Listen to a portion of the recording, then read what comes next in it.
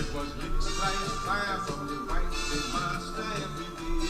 And down on the knees, weeks and weeks before we crossed the seas to reach in the West Indies. Then they make me work. I said I work. Good Lord, no pay. I toil. I say I toil so hard each day. I'm dying. I'm crying.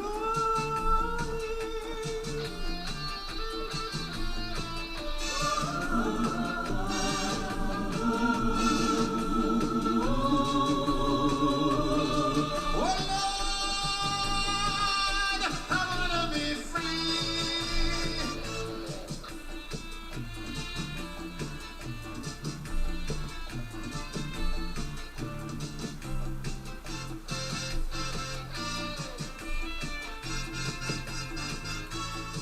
Many times I wanted to run, but the English slave master standing there with the gun. Oh, I know he gonna shoot to kill. So I stay and I pray, but I'm planning still. I study night and day how to break away. I got to make a brilliant escape.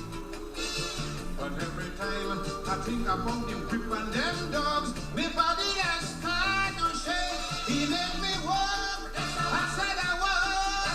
Oh Lord, no pay. I toil hard each day. I'm dying. I'm crying, Lord. Oh,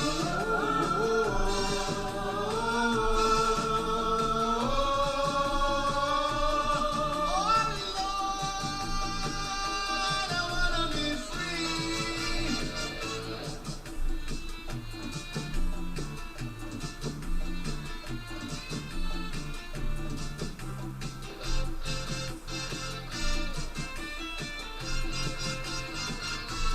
In my heart, there was much to say,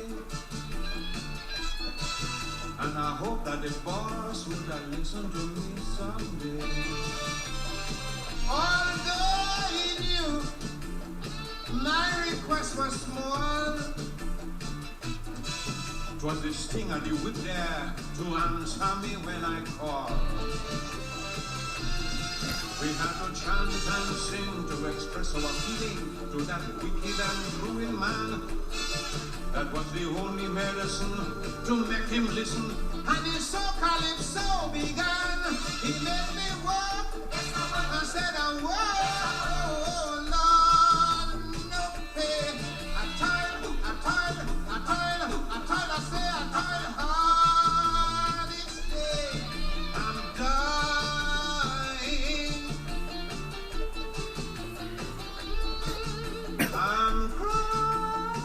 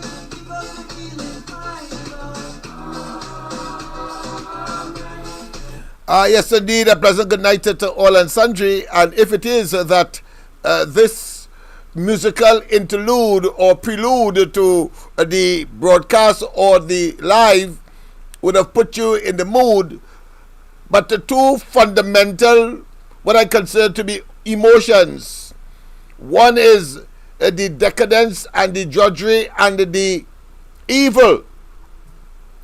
And of course, that was well coined in song or captured in song by, of course, the mighty Only Sparrow in slavery, of course. And then, of course, his other rendition tonight that suggests that we are a people that have come from far lands, whether it's from Asia in the case of the Indians, and whether it's from Africa in the case of the Africans, my own ancestors. But then, of course, you had the optimism of David Rudder when he talks about, of course, the triumph over evil.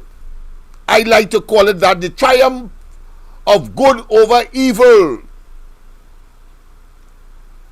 And that, of course, we are human beings that can sustain the test of time.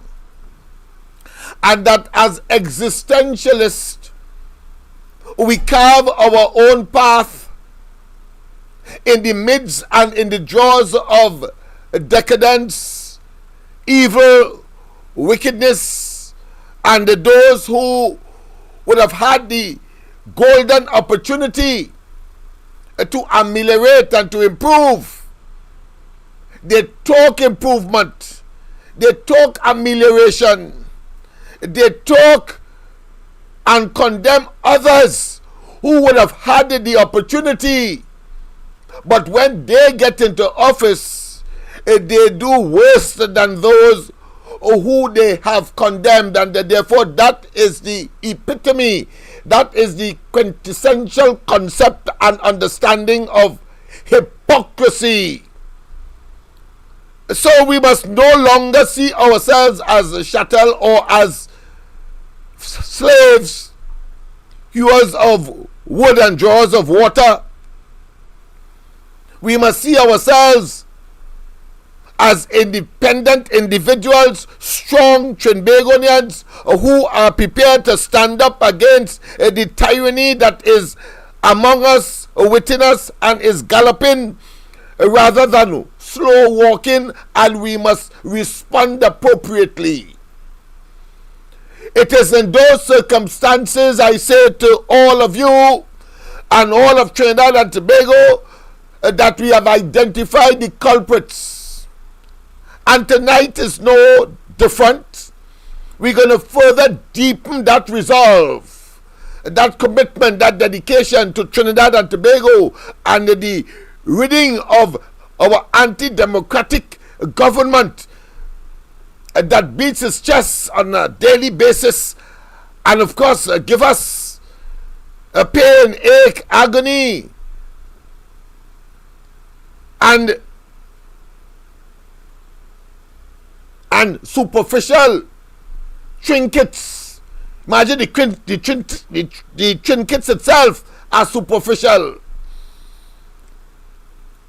meaningless, without merit, but want, of course, to stay in office and rub shoulders with those who have worked hard and have, of course, by dint of work and generational wealth or generational efforts, have become the leaders in the society, whether it be from an economic perspective, from a professional perspective, whether in the field of medicine, law, engineering, banking, etc.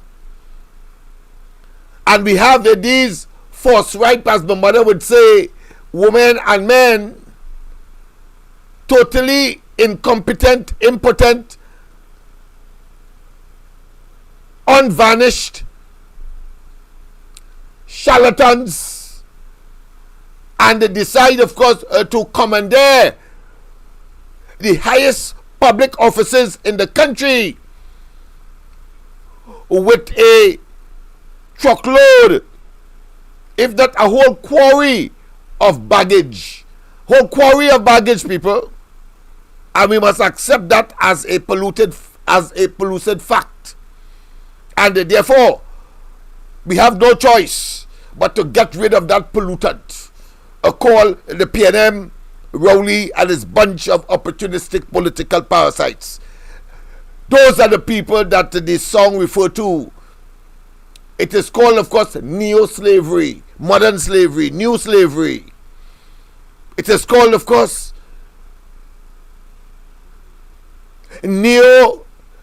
destruction of the socio-economic and psycho-cultural fabric and the principles and all of the institutions of social control that they have invaded and polluted. And as a consequence, we have young people who are out there and they don't know the toe from the elbow, or in other words, they cannot discern between right and wrong because the government cannot do it and has not done it, and is the exemplar of course, a total and absolute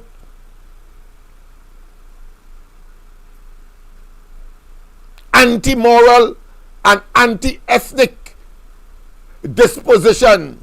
That is what they have demonstrated, and therefore no exemplary behavior and no role models to follow or to fashion from, and that is dangerous for the society of Trinidad and Tobago. Tonight I want, of course, to focus on the budget. Yes, you see, because last night there were talk of elements who would want to infiltrate the live in order to make us believe that somehow Rowley and they, by some kind of epiphany, by some kind of amorphous, and I would want to describe it as nonsensicality, they come since 2019, before COVID, and tell us that the economy has turned around. Rowley would like to say in recent times that it was COVID that came and scuttled the turning around process. Well, we have to be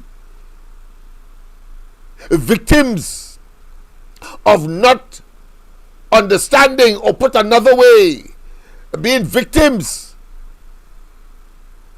of a people that will not learn from its past and obviously will be doomed to repeat it if we are not careful, conscientious, circumspect, intelligent, and as well prepared to act. And so tonight I am going to dispel, I'm going to disabuse all notions that it was not COVID that talked about the turnaround. It was not COVID. It was before COVID. In 2 consecutive years, the current Minister of Finance, just as the mouthpiece for the government, by the way, and therefore all of them are part and parcel of this conspirators' deception to use any port for a storm in terms of an excuse to excuse their incompetent, impotent, nepotism, cronyism, and of course rank and unadulterated theft and deception of the people and our resources. It was too. On the first occasion, he said that the economy turned around, and on the second occasion, he said he can see clearly now. He can see clearly now. Before COVID, pleasant good night. Welcome to the corridor. Good night, Leonard. Good night to you. Good night to everybody on Eli. Yes, indeed. Well, that's when I just had to laugh when I quote, because, you know, I just have to laugh now, boy. Yes. Hear what's going on. I was in the radio station this evening with TC and Heavy. Well, they must nice people, because I see that the eyes open and they talk about something, right? But hear what's going on enough. The PNM callers, them supporting what input with this tax thing. But here what I want to say, right? They like the Indian people in the UN, they're like the Indian in the UNC, right? Mm-hmm. So the UNC is India. They just call it the Indian Party. Mm-hmm. And they just call the PNM the African Party. Mm-hmm. So how come it them like the Indian, how come they supporting what Imbotan saying and them was Indian? Well, it's obvious they have a because the black man leading the PNM. No. So they have to agree with everything that the Indian taxing the ass. But here we're going on Lennox. Go ahead. If it doesn't say Imbotan and Faris and the licensing, I don't know how you just calling people, was in the UNC. And them do that same taxing thing, right? Mm-hmm. And they would be buffing them up for them. Of course. So because it's Sparky. So because come on, babe.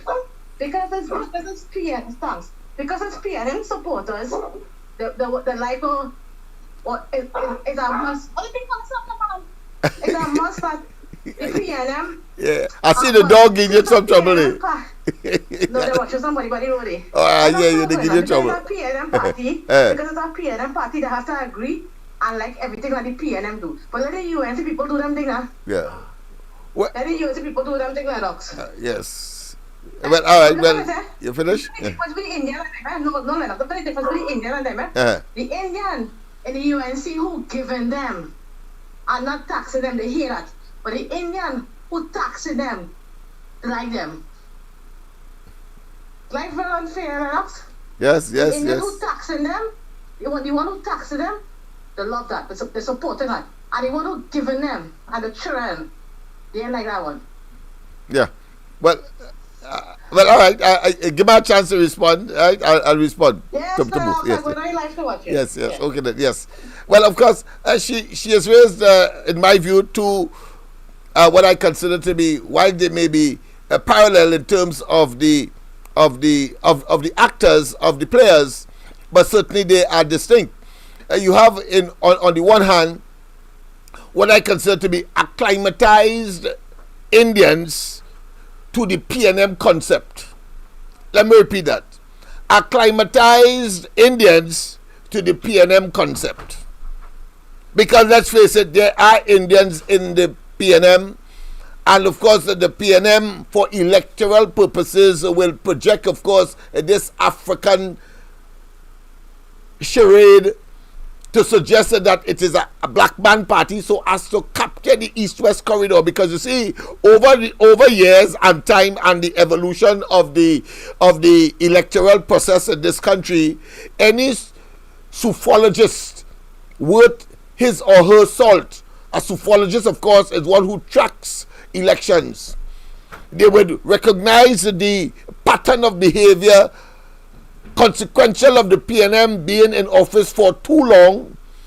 They have gerrymandered, of course, and I want to accept the most densely populated part of the country, which is in the north along the east-west corridor, where of course we are now beaming to, and of course are waking up to the reality of their circumstance and why they are in that situation of being just a voter bank for the PNM. And of course Rowley is of course the most dangerous individual outside of government and inside of government and being head of government. I mean, it's a triple whammy. But that being as it may, the point I am making is that there are Indians that have acclimatized themselves to that. And I want to say, on the other hand, these are Indians that will never be able to make it inside of the UNC. Let me repeat.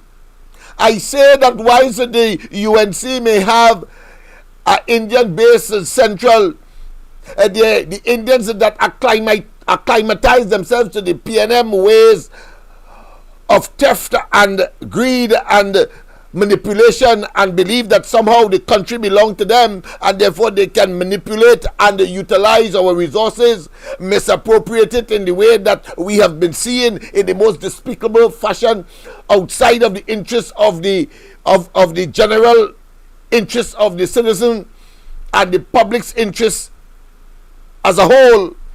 They have acclimatized to that. But this category of Indians cannot function and will not be able to rise in the UNC. Let's go straight to the lines. I will finish, of course, my discourse on this matter subsequently. A pleasant good night. Welcome to the corridor. Hello, good night, Bernard. How are you? I'm fine. And yourself? Long time no hear from. Yeah, man, I was down by, I was sick. I had some problem with the eyes. Oh boy. All right, well, we had a talk, but go ahead. Yeah, I see today, right? Today they sent a pamphlet in the mail for me, right? Mm-hmm. And the pamphlet concerning the Britain Castle factory. Well, we and them are going to convert that factory into solar panel. They have this solar project, yes. This so-called climate change and alternative energy initiative that they are on. But go ahead. Yeah. Right. Now they say, right, according to the pamphlet, they say that they did compensation. Well, you know the EMA, Environmental Impact Assessment, right? Yes. They say that they did that with the communities. I never come across no mic.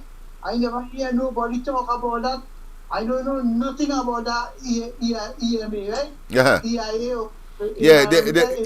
It's called the Environmental Impact Assessment. So EMA, right. Yes. Right, so I never hear nothing about that. No, I know nothing about that. And here what they're going on and say now, so that they already have confrontation with the people and they get a EMA clearance. EMA give them clearance now. But they're supposed to have the clearance first on the people and based on the reaction of the people, then apply for EMA clearance. So them saying that they have that, I know nothing about that. Nobody I hear talk about that. So you see what's going on with the government. Now that factory was supposed to be they're supposed to rebuild a factory. That was a promise, the PNM promise to rebuild a factory and we keep the sugar industry, right? And machinery the whole system. Now you don't hear about that. Another thing about it, I hear Ian Allen was saying that sugar factory was sold out to one of them minister, right? One of them minister's son. And they were going to open up that sugar factory. A plan was going to open it. Right? That's another thing I hear. Okay. But the question is that plan, that solar panel thing that they're going to open, that is directly tied up with the WEF Lennox. You're only going and signing things with the WEF and the Americans and them, and the world taking a different tone, and we only want to go green. We don't have no carbon footprint in this country. We carbon footprint is very, very small. What we are doing to the people in this country? We have oil and gas here. We can take the run on natural gas. Going around Gauri and them. Who tell them we need how much land you take up for solar panel? I just called to make that contribution because I think I will start back to call the program because I get Dr. Clearance now. So okay. Like one of the issues I wanted to do, and I wanted to do some investigation when they do this environmental impact assessment. Yes. Because the same thing to do with Point Pisas, that is the same thing to do with Point Pisas, and push Point Pisas down the people's throat.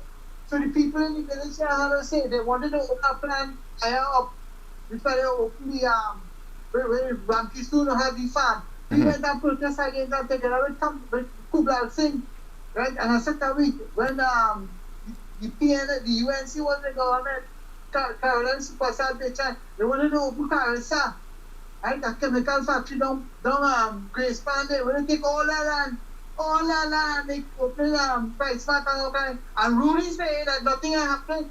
Anyhow, we will talk about that next time. Yes. Thank you very much for that introductory to a very significant development taking place in Central.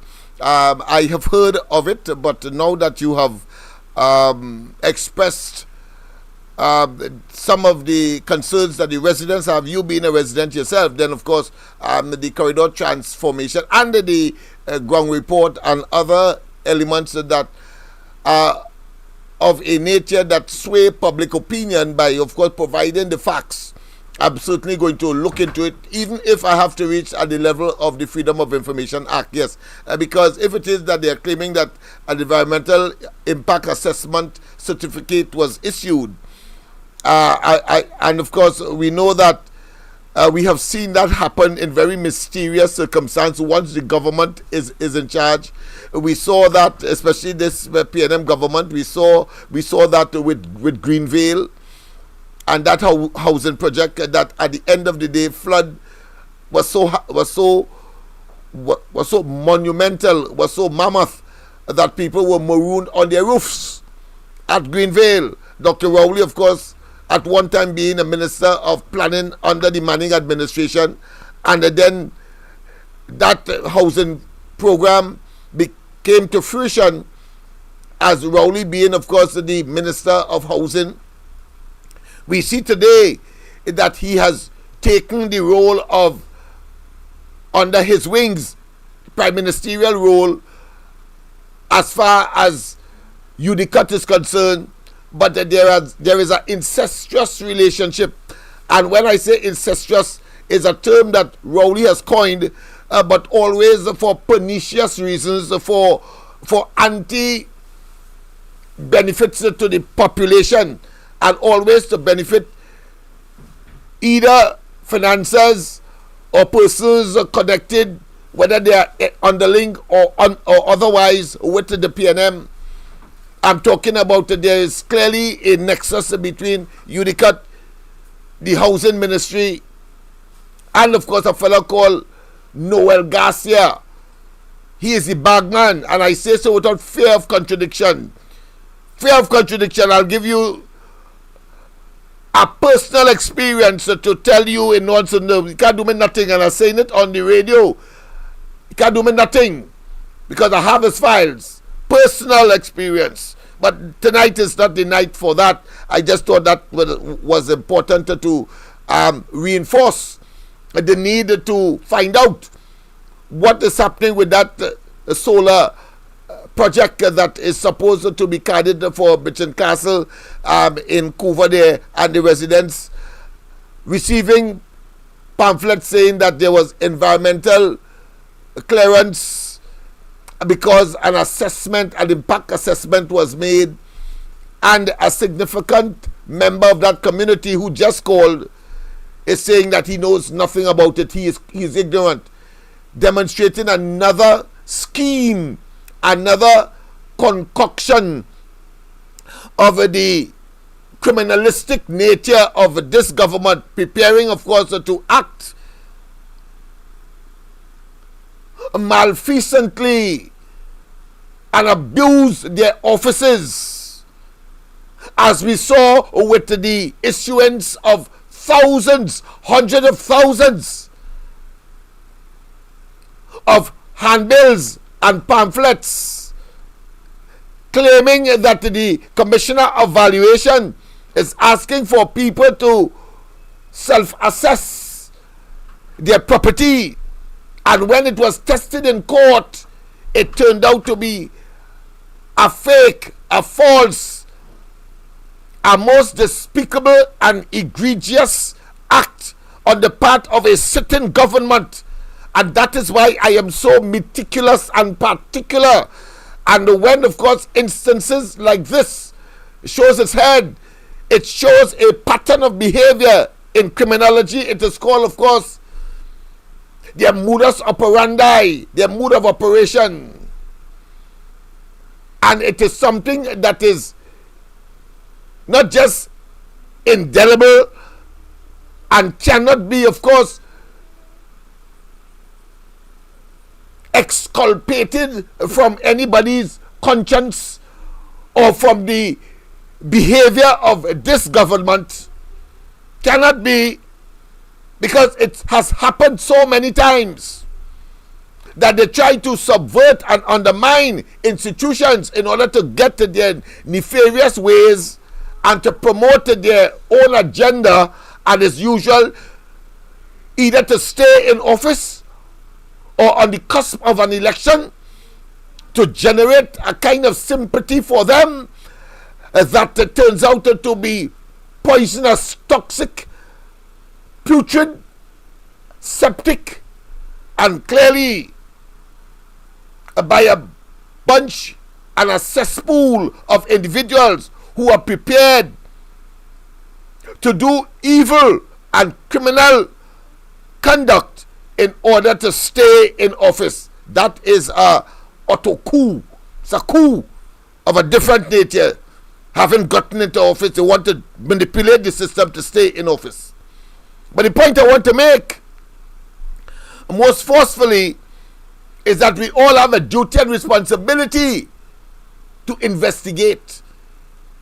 As citizens, we have a stake in this country, and they alone must not arrogate unto themselves, particularly when we see it vacillating between and among criminal conduct, whether you call it malfeasance or misfeasance. We will deal with the difference in due course.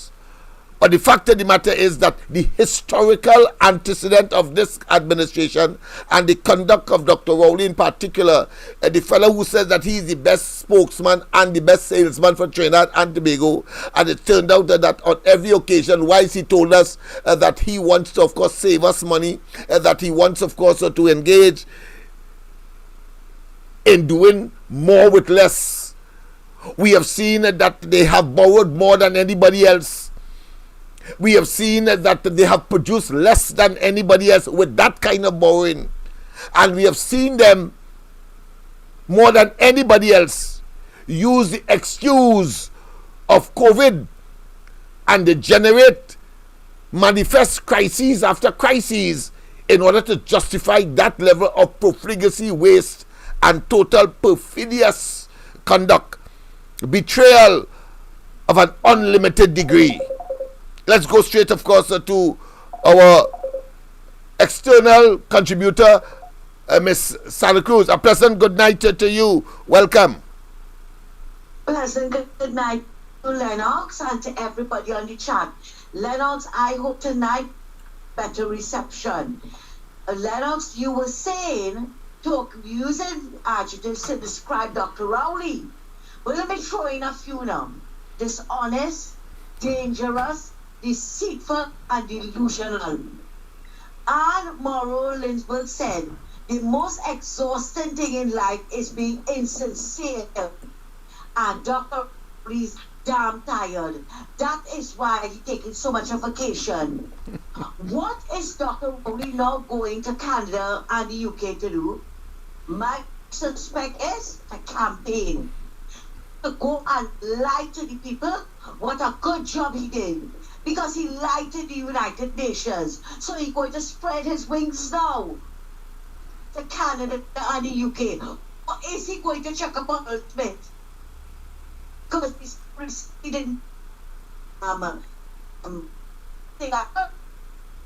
you in fact, are you hearing me? Yeah, you in fact, the last part of what you've just said came across muffled. So could you repeat that? Let's hope that things have improved. Go ahead. But, every time I break up, because the internet cut. Okay. Because I keep getting a notification. You are online, you are offline, you are back on. That's what is happening. With you. So every time I break Understand. But you're doing your duty in spite of that. Go ahead. You know, so have to fight these challenges. Of course. What I was saying, I don't know how much that you're doing. I'm asking, why is he going to Canada and England? We got that. Is he campaigning? Yes. Okay. Is he checking up on Darrell Smith? Send him up there. I don't know what it is he sent him there for. Well, you know, we don't put anything beyond Dr. Rowley and his bunch of miscreants. So let's get that clear. That's a given. So anything that we come up with is something that has to be examined once it is examinable. Right. Because as you said, everything he does is suspicious. Yes. Everything he does. Oh, this morning, I don't know if Andy played the tape. I was not home to hear it. But I sent him a voice note concerning something that you had said. Mm-hmm. Dr. Rowley talked about under the partnership government, if we got a milk and honey, do expect to get it now? I heard it. Right. Lennox, I want to repeat it. Yes, go ahead. He said the incumbent is going to tell you, we have done well, give us another chance. But I am saying, as opposition leader, they have not done well, and give us a chance to do better. Do better at what, Lennox? More potholes? Sink the country deeper into debt? No more institution is functioning. Not health, not education, not trade and industry. Absolutely nothing. Don't ask in the energy sector. So what has he done? Can somebody tell me? Because I know from the I promised somebody, I think he had upped the ante to $2,000. If somebody can say which ministry is working, nobody has claimed that money. Because no ministry is working. And the man is just lying to everybody. I know what he gets in. But you know what? He blighted himself by bringing that visually impaired man on the platform. He blighted himself by lying about the emails. And he saw nothing wrong in that. But he forget what God said about bearing false witness against your neighbors. Dr. Rowley continued to bear false witness against Prasad Bisesa and her government. Everything that comes out of his mouth is a damn lie. Nothing but lie. And as you rightly said, a government who brought in OAS. No, it wasn't. They signed that agreement on the day Prasad was being sworn in because Kamala's government had not taken and that is what the ministry was doing. So you see, Lennox, some people might say we are being repetitious or whatever, but just like prayers, you repeat your prayers. And you have to repeat it. The nonsense and the lies that comes out of Keith Rowley's mouth. And he is making everybody feel that this country is doing so well. And but I was saying, I can't say about how well he has done in this country. So we are well prepared for it, Lennox. Yes, indeed. And Lennox, before I leave, I want to say, last night when I raised that issue concerning the protest for the Palestinians, I didn't realize that a lot of people were taking along the same lines as me. Yes. What I heard on the ground report. Yes. And not only the ground report, all on social media. Yes, right? yes, I agree. We have 2 children missing since the beginning of October. Where is the protest at? Where is the protest? It is situational ethics and sanctimonious hypocrisy. Thanks a lot, Lennox, and have a good night. Well said. And of course, so we can add to that the 2,000 that the ministry cannot find coming out of COVID. Where are they? Are they the ones that will now be relegated or gravitate to being victims of human trafficking, the sex trade, the criminal elements, the gangs, and the extremely turbulent and treacherous environment that we live in, a kind of Russian roulette environment where anybody at any time can be the victim of crime, quite apart from, of course, home invasion, drive-by shootings and killings, and we can go on and on. That is the reality of Trinidad and Tobago today. A pleasant good night. Welcome to the corridor. Yeah, good night, Lennox. Good night to you. I have an issue to bring. Go ahead. Go ahead. I want to pay my car insurance. Right? And you know they bring your mother by $300. And the woman could give me an explanation. And then I called my insurance broker. And he told me that Central Bank was involved in it. Okay, so that has gone up now, and there was no accident or anything like that to of course, make no claims, no claims, right, on your for the past 3 years. And yet say that it unilaterally was raised because they can entrap you into. I brought up the point. Yeah. I brought up the issue thing on TC and Heavy. Okay. And Heavy said he was aware of it, and it's something with that Central Bank put a cap on some kind of thing. I'm going to look. Would that be work again? I'm going to look into it. That sounds very, very tedious, one, yes, and two, but very, very, very onerous as well. $300 I think is tremendous for salaried people. Yeah. I saw 2 persons there and they had to leave because they didn't have sufficient money to pay their lease. Yeah. That is a burden. That's a real burden. They didn't inform anybody about this. Yeah, that's what they would do. I understand that even light bills as well. It appears that some people are seeing an increase without it being formally announced by the relevant, what I consider to be statutory institution that is supposed to make the announcement. Yeah, why is the government, of course? But no one knows if the government pay their bills. Yeah. But that $300 is ridiculous and enough. Yes, ridiculous. And I will look into it. Imagine who has fully comprehensive vehicles. You know what I'm saying, man? Oh, yeah. They had to pay through the teeth. Yeah. They had to pay through the teeth. All right, now. Okay, then, yes. All right. And I want to say, in addition to what was raised just now, I want you to go back and listen to the budget statement of the Minister of Finance.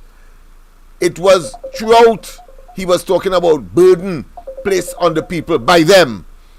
Confession. I think you should do that so you understand that they are conscious that they place a burden on us. So to bring back laptops and the Jurassic, of course, textbooks and so on, is a recognition. Not only that they have failed, but that those were good projects that they put on the side, but want us to, of course, accept them. Let's go straight to the lines. A pleasant good night. Welcome to the corridor. Welcome, Mr. Smith. Good night to you. Good night to you.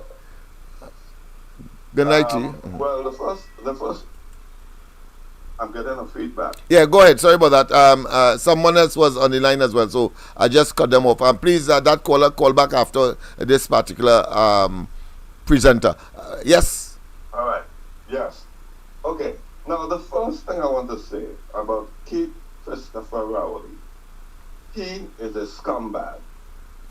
I agree. And you know, I don't know why are people expecting anything good coming out of Rowley and the PNM. From what I see, PNM borrows to steal. PNM is a kleptocracy. Everything they do is corruption. It must have bubble in it. Must. That is a must. That is a given. And the only way, I hope, I listen to you every night and I say, boy, you have a lot of fortitude to carry that fight, that battle, because, you know, it could wear you down. But what I'm saying is this. For instance, the last local government election, where you spoke to your people, your constituents in Laventille, and what did they do? They still went and voted PNM, right? Yes. Now, I'm saying in spite of that, the bottom line is to get rid of Rowley and the PNM. But it takes a lot of fortitude. It takes a lot of gumption, but I admire you and I admire all those like you, even Miss Santa Cruz, who's very informed, and I listen to her. And she's overseas, so I don't know. Is she a journalist or something? But she's very, very informed. Every now and then I get onto the corridor. But it just pains me to hear all the things, all the evil, all the wickedness that PNM has putting the people through in Trinidad. I don't live in Trinidad, But still, you know, as I say, navel string buried there. Oh, yes. You're part of the diaspora. So, you know, yeah. So, you would like to say, well, you could come back to Trinidad and it's safe, but it's not safe. And the thing is, the government is doing absolutely nothing. The blaming and shifting the blame and talking about, you know, things from the legendary past. I like that too. too. Fool for a minister of national, an incompetent nincompoop who talks garbage, talks out the side of his neck. Every time he opens his mouth, it's some foolishness. First, he said he is the Minister of National Security, and then he's going to say that it is not his job to make the people feel safe. So if it is not his job, I don't know whose job it is. You know? Mm-hmm. I mean, I really don't understand how it is that those people are able, with all the mismanagement, the corruption, and all of the other things that they're doing, that they are still able to stay in office. And apparently the electorate is quite satisfied with their performance. Because if they were not, what happened in Tobago would have happened in Trinidad in 2020. But I see that they are still there, and they're arrogant, and they have they have no ideas at all as to what to do to better the country. And the only man who was going to do something about the situation in Trinidad in terms of the crime was Gary Griffith, whether they like it or not. He had a plan. I see instances in Trinidad where people are being escorted to court by the police and are murdered while they are being escorted. They're on the police escort and get murdered. So that tells me what kind of TTPS you have in Trinidad, because you put in the fox to take care of the chicken. So you know, it wears me down that to realize that every day in Trinidad is worse than the day before under the PNM. Anyway, that's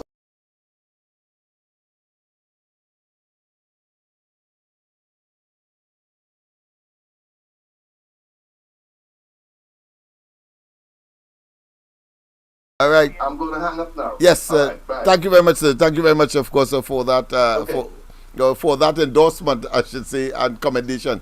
Yeah, I have somebody on the phone. Who it is? Yes. Good morning. Yes. You have a saying good morning, because I didn't expect you to be on the phone. But let me put your contribution close to the mic, so that of course it can be shared with everybody else, because this is Mr. Todopuna, the Mr. Todopuna on the radio program. Yes. All right. Go ahead. It's the first time I'm ever viewing the program. Okay.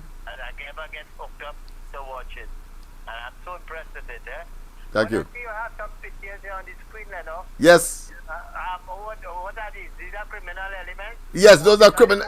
Yeah, that is the kleptocratic clan. Oh. Yes. They wanted by the police. Well, in fact, the police. As soon as 2025 election is completed, they will be persona non grata, and of course a dragnet will be issued, I'm sure, by the authorities for all of them, the entire cabinet of the present administration under the head crook, Dr. Keith Christopher Rowley. Well, what is even great about this, you see, the mere fact that you have shown their pictures and you are highlighting the ills of the country and the state that these people who are on the screen. That's right. That brought this country into. It is great for the international community to see. That's right. And what this government has done to this country. That is very good. Well, then after I have two little contributions. Go ahead. You go right ahead, man. Right. I'm so thankful for the first time, as I say, I wanted an over-jubilation. All right. I understand. Most people are. So you just join the club. Let's go. Right. Yes. Yeah. But you know what is very disturbing, Leno? Yes. That issue, I don't know if you saw it with the credit card, with the price mark issue and so. No, I have not. So I know you're going to. All right. Well, let me just say Share it with us. It is something that I think people are claiming that PriceSmart is double charging them, but maybe somebody who would more acquainted with these kind of things, because I say I'm illiterate when coming to these kind of things. Okay. Yes. So fall in and clear the air on it, but it is something that the credit card issue with PriceSmart and them double charging people and what that. Okay. But when the question came up, you know, this lady, Paula Group, is going to have the gumption to say, is it not an issue with PriceSmart, but is it the banks? I am asking the question, and therefore, didn't the Minister of Finance or the Central Bank governor address this issue? You know, they just throw it out as a thing in the wind and just leave it at that. But one would have expected that it is something that relates to finance. Yes. One would have expected the two more important people to deal with it was the governor of the Central Bank yes. and the Minister of Finance. Yeah, there's several statutory agencies that ought to be involved in this whole situation. Yeah, the Security Exchange Commission, yes, all of them. Yeah. All these people, you know, who in the financial yes, financial industry, yes. Will come into play. Yeah. But so far, you know, they would rather not just put a spin to it and say, well, look, it is not the PriceSmart, because remember, we always keep saying this, that they are one of the biggest or the largest recipient of foreign exchange yes. in this country. But they won't want to think on that, and then you have Exim bankers, all of these people who are involved in this whole mafia connection of the distribution of the foreign exchange. Yes. Yeah? Yes. So I am calling on the Security and Exchange Commission, the Financial Intelligence Unit, the Governor of the Central Bank, and the Minister of Finance, and maybe other institutions as it relates to finance, the Integrity Commission and all of them, to come out and play their part. Now, the second thing is this, Leno. Go ahead. This whole issue, you know, the lamplast in the UNC government for getting into that issue with the desalination plant and what have you, you know? Yes. And look at today. If we didn't have that desalination plant in this country, what a crisis we would have been in. Yeah, sure, that would have turned to a desert. Of course, and people would have died. Yes, of course. From of course thirst. Right. From dehydration. And no investor would have come here enough knowing well that they would not be able to get a supply of water yes. To run their business. Yes. But here it is now. The chastised the UNC government, Marva Gonzal. I hope I say it right, you know, they put aside, and now that you've seen the predicament that we are in, the whole of South Point Lisas and all these places which is interrupted with water supply, yes. because of the fact that the desalination plant is now going to undergo some extensive rehabilitation. Yes. And whatnot. Yeah. And in addition to that, the function of the goal, I think, is this, you know. Look at what is happening now. They're playing political football with Wagner. And focus will have to go on. But I say sometimes, you know, it is amazing me. I don't really feel sorry, I'm saying it on my conscience. What a sad here. But you see, when we go calling out people to stand your ground and push back and what else, all these people who feel that their job was secured, now the senators, what's happening to them.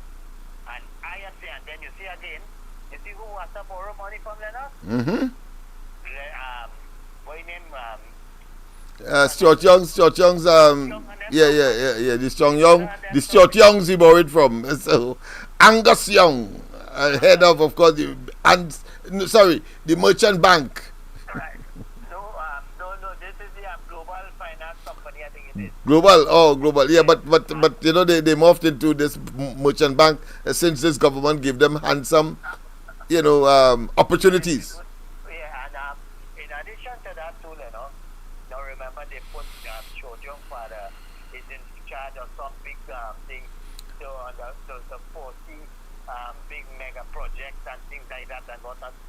For investment climate and all this kind of yeah, he was supposed to be the financial something to do with you know, getting financial resources to come into the country and investment through a number of mechanisms. I'll get it by the time you're finished, but it's called the financial something. Go ahead. Right. But it just goes to show you that when this idiot, this nonsense, dotage keep rolling to talk about the rich getting richer and all this kind of thing. Because now I am seeing now, could you imagine this, that we now talking about, you ever hear about any threat to the central bank? That we had a higher security firm that thing that I know of none. I know of none. But then, if Dr. Rowley could say that those, what I consider to be Russian and possibly, earth-ridden pieces of guns and so on that they found in Santa Cruz, could be a threat to national security, then I have no doubt when I hear Dr. Rowley say that the $24 million that they found, with respect, of course, to with respect to drug susu, is a threat to the financial system. I know it's just a figment of his wild and very, should I say, overactive imagination, always for evil.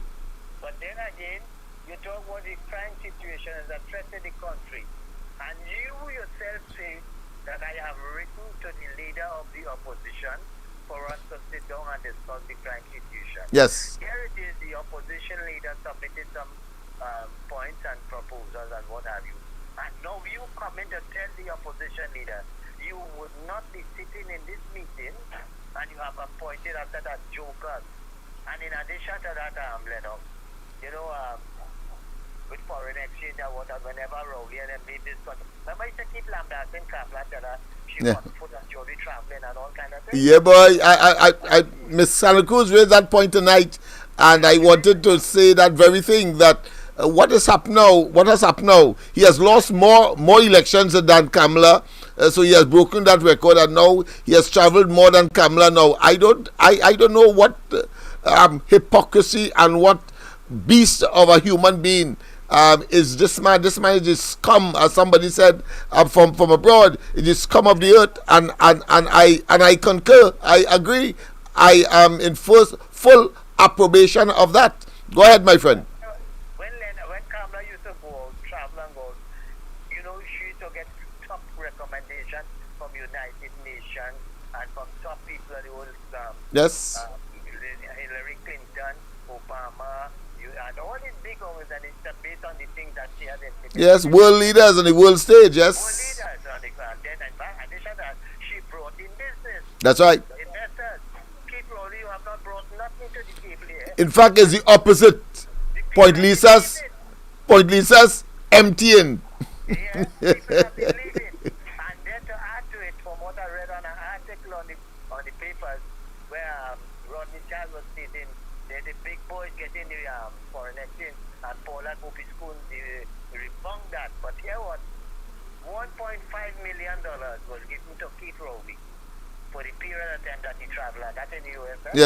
Yes. George Young received yes. close to $1 million. So you tell me that what were they receiving this money for when you have no investment coming in? People live in the country and all they're traveling so regular. So Lennox is just good to show you that all them fellas on them are studying is to have a good time at our expense. At our expense. Full stop. So Lennox are so thankful that I get onto this yes. program and to expose those yeah. soon I have.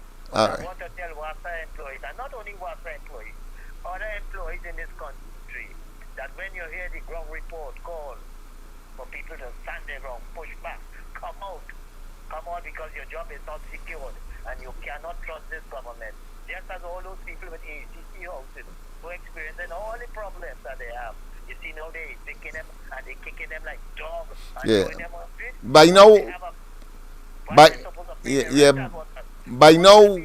By now what you are recommending or what you are expressing is something that is part and parcel of every single citizen in this country. I think they are only waiting to exhale politically and electorally. Just let him call the elections, because I'm sure that internally within the PNM, those who still have a modicum of concern for the party and its future will certainly be calling on Rowley at this point in time to take his knee off the neck of the party. Yeah, because of course it has been asphyxiated. Well, when you watch again and look at, you see people fitting as normal. You see the carnival in Tobago. You see people going about it. What do you do in such circumstance? You cannot fold up. You have to find ways to express and to relieve that kind of stress. But at the end of the day, because the same thing in Tobago, and look 14-1, you know. Yeah, but right. At the same time, you have to come outside there when the call is made. Yeah. Well, everybody would have to do their part. I believe that everybody would do their part. The electorate will do their part. Ultimately, that's the ultimate. But certainly, whenever we organize and do a protest, it whittles away, it eats away at the solidness that this government believes that it has in terms of hoodwinking the people. It eats away at that, and they know that their credibility is at an all-time low, if they have any at all right now. And I am appealing to the people, the only people that who advocate for people to come out and demonstrate is the ground report. That's right. The ground report. Yeah, we are singular in that regard, yeah. The ground report is the strong advocate for a better Trinidad and Tobago. Yes. In spite of you all are receiving no benefits. Yes. Or rewards, financially or otherwise. That's right. Preserving our democracy is the ultimate, yeah. And for the love that all have for the country. Yes. And my brother, God bless all you and keep up this job. Look, keep it up. Thank you. Well, I want to tell you, when you call in next time, there is a WhatsApp number 337-6940. Call that so we are able to share it better in terms of I'm talking to you through the phone. But if you call directly on the system, it means that we'll have a better reception and better articulation. All right. Well, maybe you could try it again later and see. I'm here until 10 o'clock. All right. Okay then. All right. Yes. Bye-bye. All right, so that was Mr. Tonopuna. Sorry about that, but normally we'll have a very protracted discussion. He has a variety of matters that he would, of course, lay on the table. But I think I'll just wind up on the question of, I think I didn't complete the question of Indians gravitating to the PNM, and of course, and why it is that they will not, of course, with respect, the party that might have been founded and based in Central. I'll go ahead, caller. Pleasant good night. Yes. Yeah.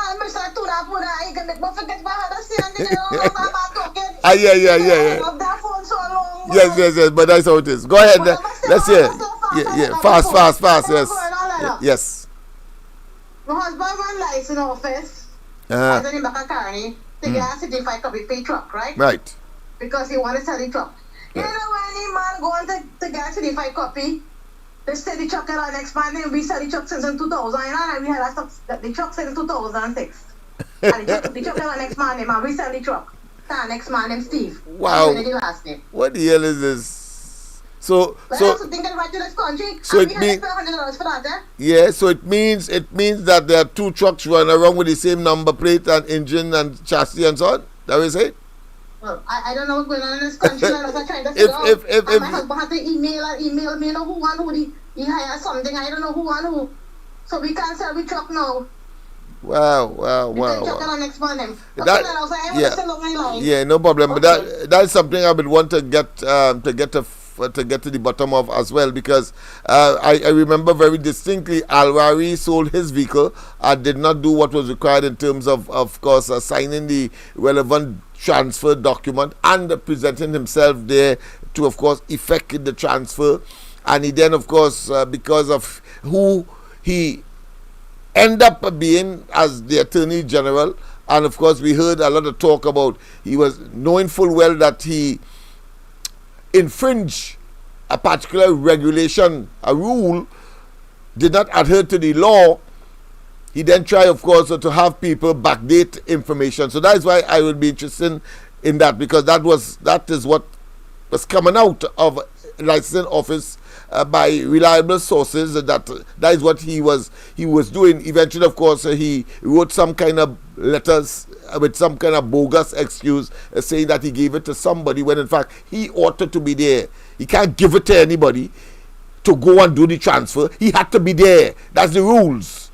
So therefore, nothing dissimilar to when, of course, his children were seen social media making waves with high power guns, and then up to today he has not claimed that it is his children. Only Rowley has the audacity and again putting his both feet in his mouth and subjecting himself to easy criminal investigation. He, Rowley, when they get the hell out of office, ultimately 2025, preferably before. As I said, I trust and I know that there are internecine within the PNM, there are elements that are kicking up a storm so that the eventual implosion, nobody should be, of course, surprised about. You have literally commandeered, you hijacked the party with the persons of like-minded dispositions of a criminal nature. You cannot tell me the whole cabinet made a decision to close down Petrotrin and we as a people must not see that as criminal. The whole cabinet. A pleasant good night. Welcome to the corridor. Hey Lennox, pleasant good night to you and everybody on the line. Good night to you as well. Good night. Watch out, we have to find some names to name these individuals in the PNM government. These people are no longer human beings. These people are beasts in human form. And we have to get the name of these beasts of them. I want to play a particular beast for you. Right? Take a listen to this. It's just 2 minutes long. Take a listen to this. Go ahead.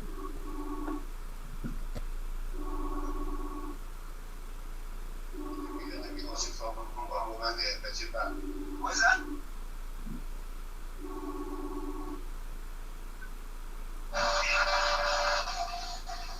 Hello, Mr. Hines. Hello, Mr. Hines. Mr. Hines, good day. How are you doing? This is WZYE 95.9 FM. You are live on here with Professor Wall Street and Uncle Tommy. How are you doing, sir? Professor who?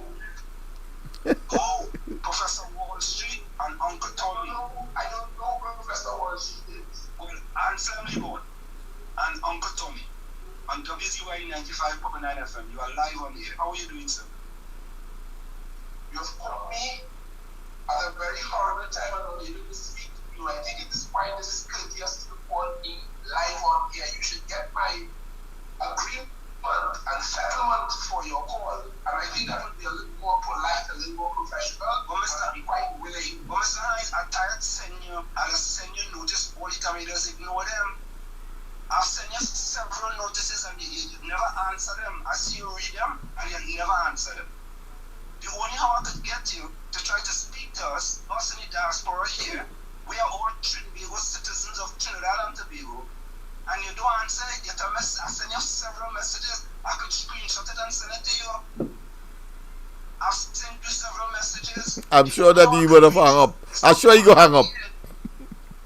Yeah, listen.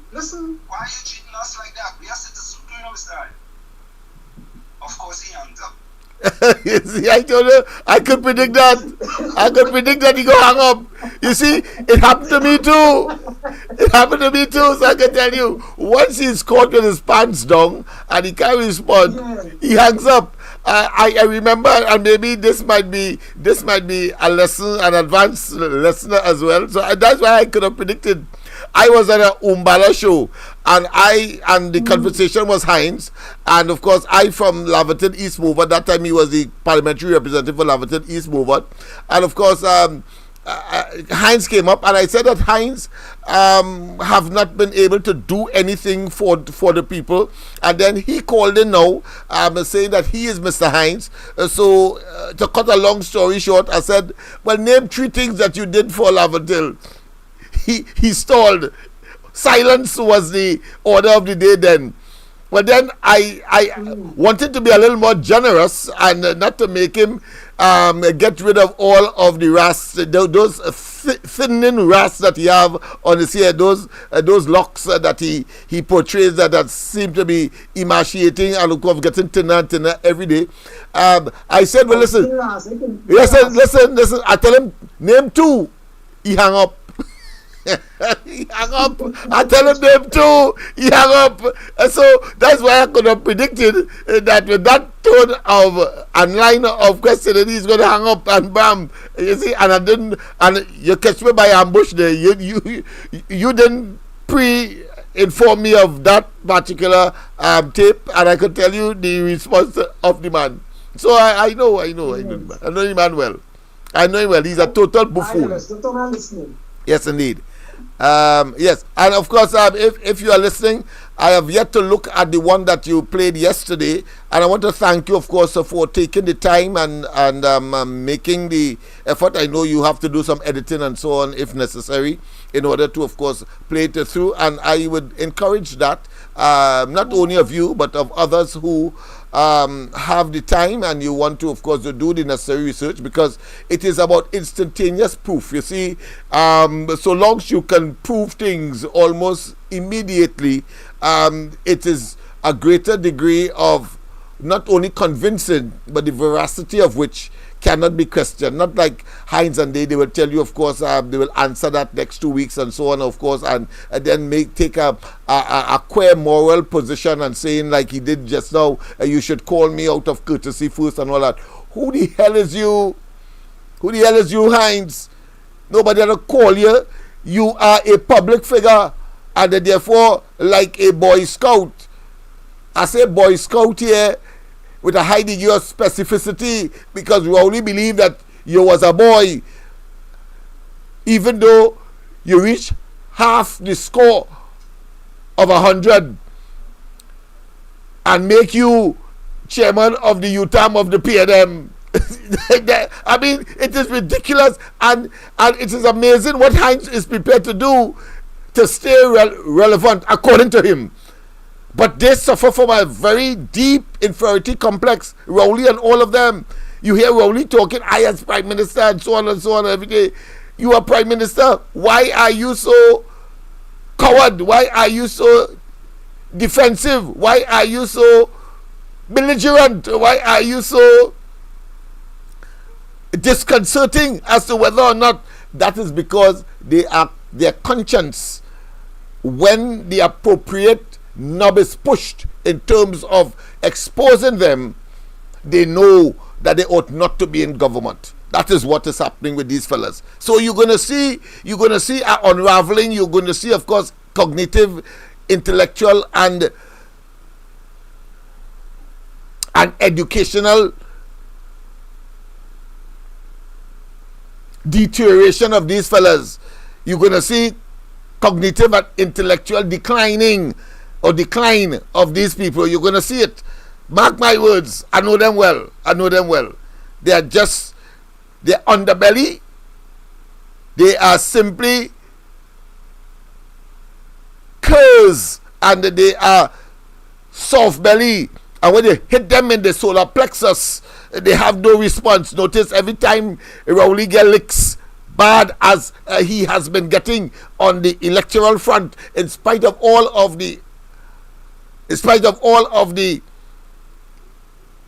big talk, and of course his arrogance and his hyperboles and his grandiloquence and his bombastic statements. 14-1 in his tail, and over 60,000 persons voted more for the UNC than the PNM. That must be a troubling sight. And those persons who are inside of the PNM that has a modicum of respect and have a modicum of a sense of party loyalty and concern naturally about the direction of the PNM, they must take up a position towards, of course, getting rid of that bunch of ludicrous, evil, wicked, conmen, criminal, mafia, and insensitive, inhuman. You wanted a word for them. I think you got it. But of course, I will put it in the adjectival form. They are bestial elements of inhumanity. Bestial. They are beasts in human form, in other words. Let's go straight, of course. Let me go quickly to, of course, my conclusion with respect, of course, to the Indians versus the acclimatization to the PNM. Well, I want to say, well, yes, you have that group that could never, of course, find their way in the UNC, and therefore they will acclimatize and become part and parcel of that mafia syndicate, that criminal enterprise that the PNM has morphed into. So that's one. The second thing is that they relish the publicity and the frontline position, because as you notice, when they get into government, Indians as a symbol of unity of the races, that's all they are prepared to do, to become symbol and to send this cryptic message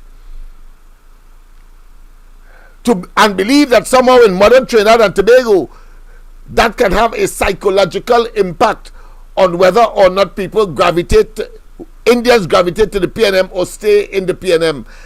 And finally, let me say that these Indians who are in the PNM, they have more belly than a calabash. You know what I say?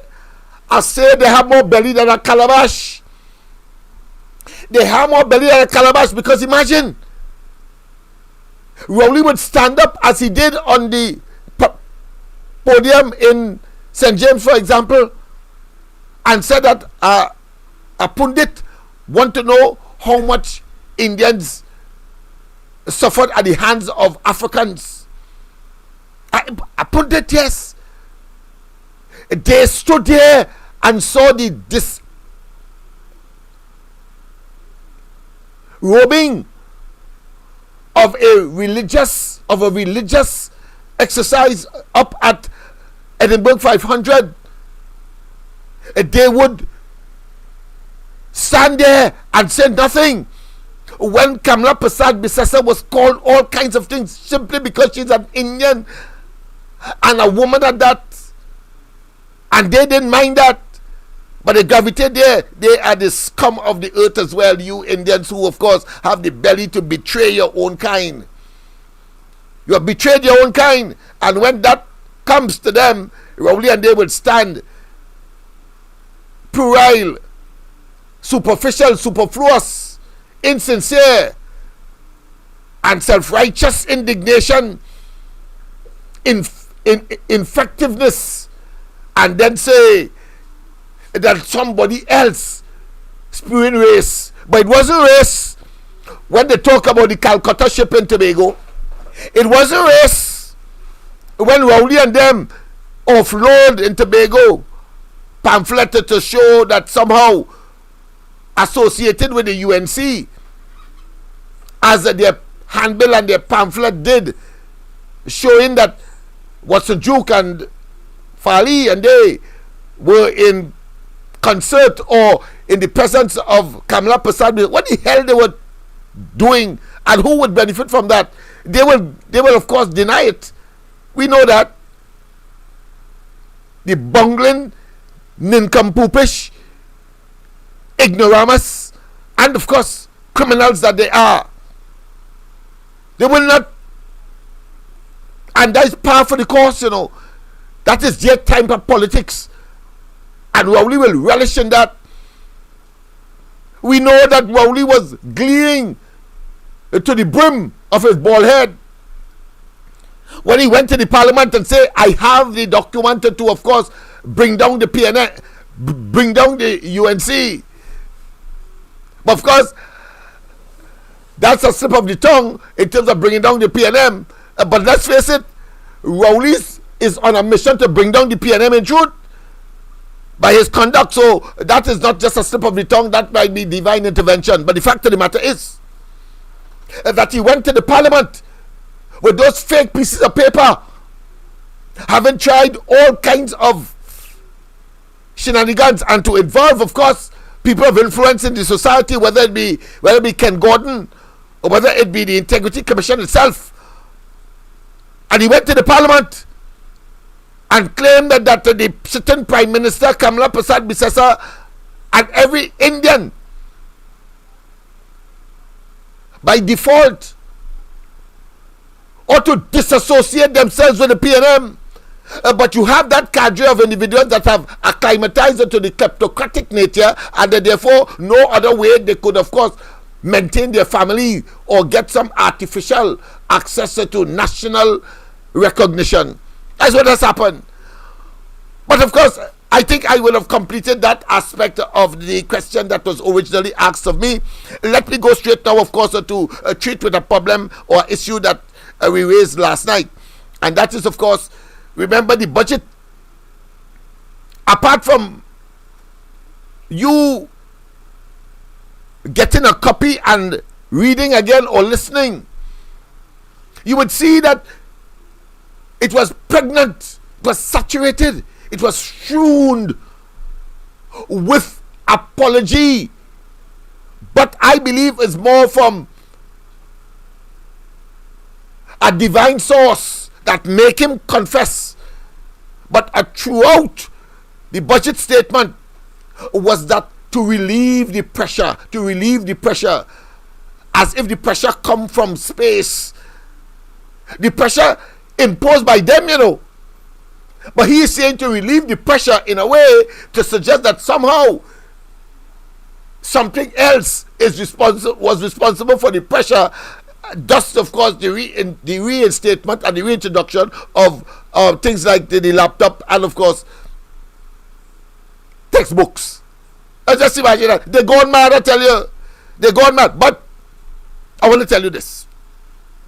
We have said on this program, and I've said it, of course, on the corridor, on the ground report, that listen,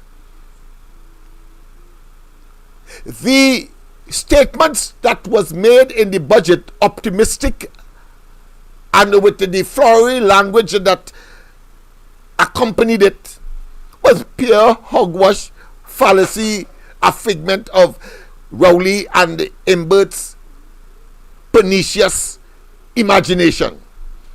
Because you cannot tell me that the IMF said this and the World Bank said this, and of course the rating agency said that the economy is healthy and so on, and you cannot tell us what were the building blocks to do what?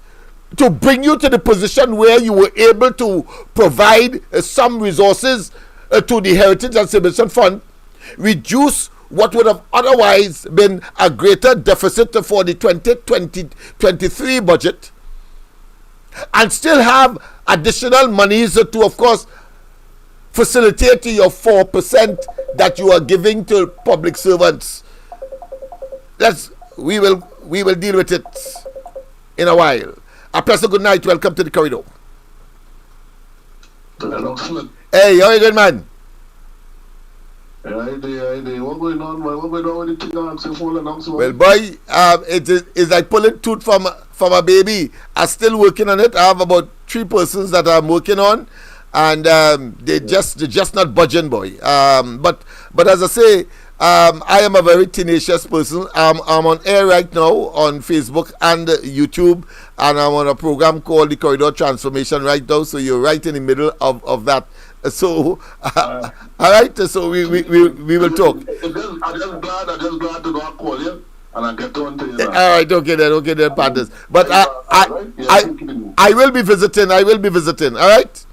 All right. Yeah. Okay. Yeah. Good. Yes. Yes, indeed. Of course, that is connected to my normal phone, so you would appreciate that if this hour people are calling, I have to respond, whether they are contributing or the contribution to the program. Well, I suppose that is in a sense is a very indirect way, because we were doing something for him. That being as you may notice, we have a number as well, call for help, of course, and 336-6594. That is the one to call for help. That is connected to Anne-Marie, and of course the one to get me right now every night, of course, once we are here, is of 337-6940, and I trust that Mr. Tolopuna would, of course, appreciate that and you will get us at that number. But let me just continue with that aspect of it. I'm saying that there has been no evidence presented palpably, tactile, economically. No one has seen, for example, increase in investment, direct or indirect, foreign investment coming into the country, but yet still you are saying that the economy is handsome. And remember, we said it's because, bottom line, because of the Ukraine-Russian war. Because of the Ukraine-Russian war. Just as how we said, there is nothing by the process of elimination when you assess the situation as far as the closing down of Petrotrin is concerned, having regard to all of the circumstances that preempted or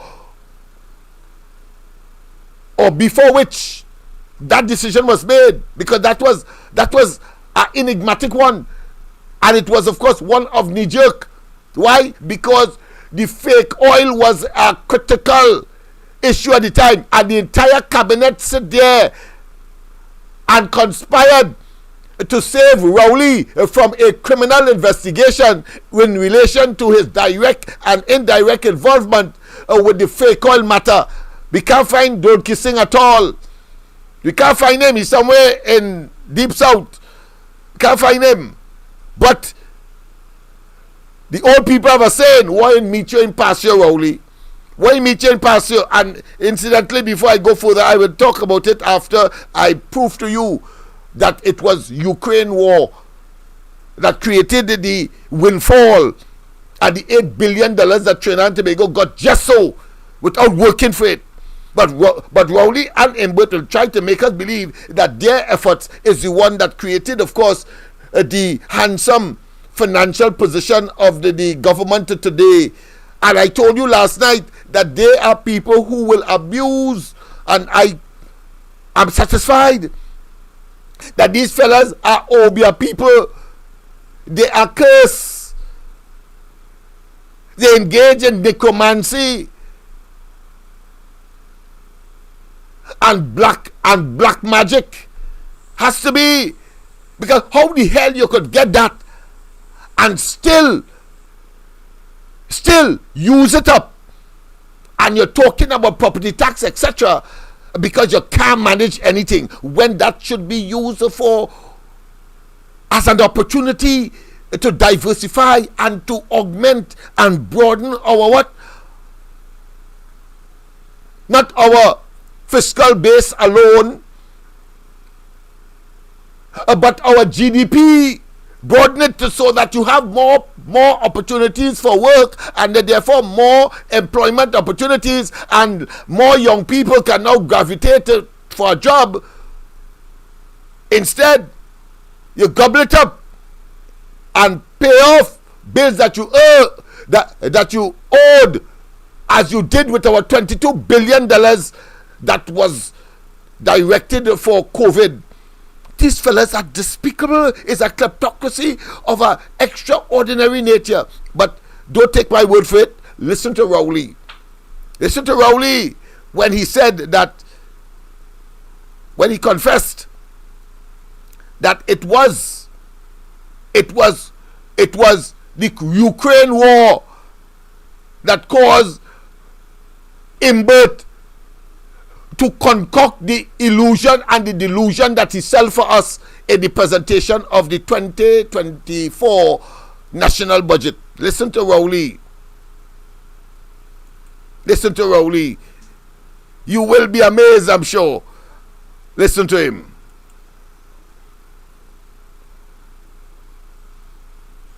Listen to Rowley, man. Reported that because of the unusually high oil price and some improvement in the gas price, we are going to get a bit more money than we had budgeted for. So let's start over. I want to hear it from the beginning. Circumstances beyond our control gave us some good news. Yet again. Circumstances beyond our control gave us some good news. Let's hear it again.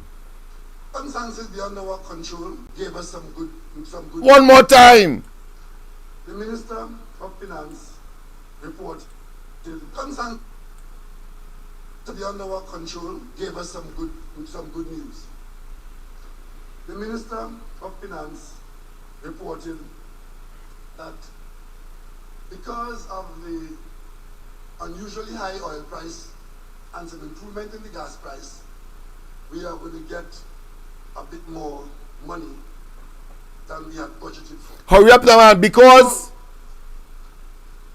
circumstances beyond our control. Hurry up now, man, because the Minister of Finance reported that because of the unusually high oil price and some improvement in the gas price, we are going to get a bit more money than we had budgeted for.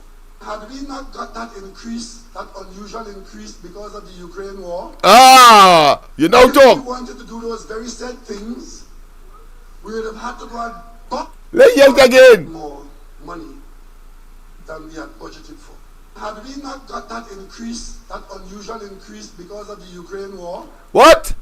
A bit more money than we had budgeted for. Had we not got that increase, that unusual increase because of the Ukraine war, if we wanted to do those very said things, we would have had to go and borrow another 3.1 billion. Confession, you sycophants, take that. Had already got a deficit of 9.1 billion in it.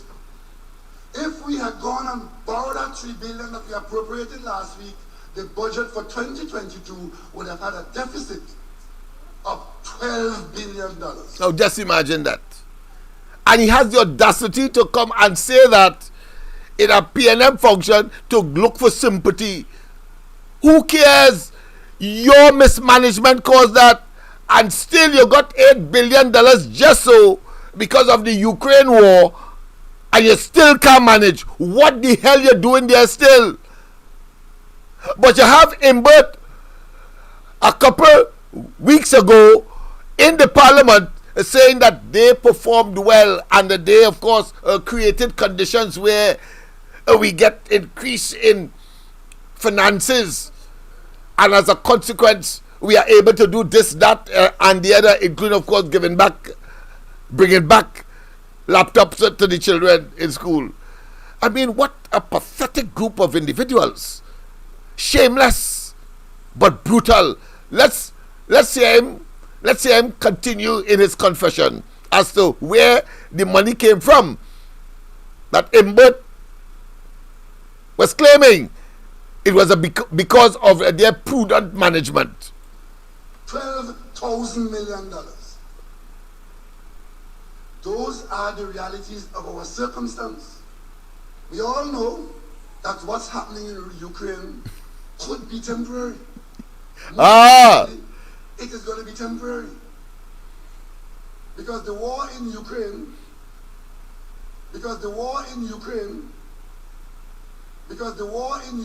Go ahead, Rowley. has pushed out of the market the largest exporter of oil and probably the largest exporter of gas, one of the largest exporters of gas. Give them your knowledge. Give them your knowledge. The Russian supply out of the market.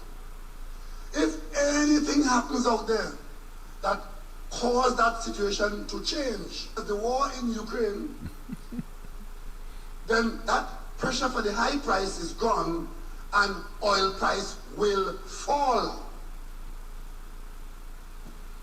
That's simple logic. Of course. Tomorrow the Russians decide to stop the war.